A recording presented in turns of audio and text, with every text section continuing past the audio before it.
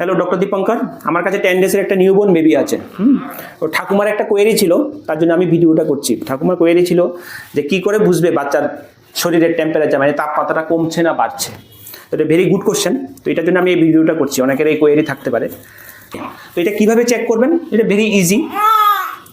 দাঁড়াও একটু বাবা, একটু বাচ্চাকে এইভাবে রেখে দেবেন। রেখে আপনি হাতের যে আঙ্গুলের পেছনের জায়গাটা দিয়ে, হ্যাঁ, ব্যাক অফ দ্য ফিঙ্গার্স, এগুলি দিয়ে আপনি বাচ্চার পেটে, যেটাকে আমরা বলি অ্যাবডোমেন, নাভির উপরে এইভাবে টাচ করবেন। একটু কাছে দেখা যায়, ফোকাস করুন। এইভাবে টাচ করবেন। এইভাবে টাচ করার পর আপনি এখানে একটু একটু গরম অনুভব করবেন, ঠিক আছে? তারপর আপনি দু পাটা এভাবে ধরবেন, ধরে সেই ব্যাক অফ দ্য ফিঙ্গার্স দিয়ে এগুলিও টাচ করবেন। যদি দেখুন যে এখানে হালকা হালকা গরম আছে, এখানেও হালকা হালকা গরম আছে, দুটোই গরম, তার মানে baby is okay, baby is fine, ঠিক আছে ঠাকুমা, বুঝতে পেরেছেন?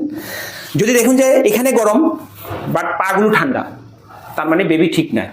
বেবি, এটাকে আমরা বলি এই কন্ডিশনকে কোল্ড স্ট্রেস। কোল্ড স্ট্রেস মানে বেবির শরীরের তাপমাত্রা আস্তে আস্তে কমে যাচ্ছে এবং কমে যাওয়ার জন্য ওর বডি লড়াই করছে। এটাকে যদি তখন আমরা কন্ট্রোল না করতে পারি বা প্রিভেনশন যদি না করতে পারি বা ঠিক না করতে পারি, তখন পুরো বডি তাপমাত্রা কমে যাবে, তখন একদম খারাপ হয়ে যাবে।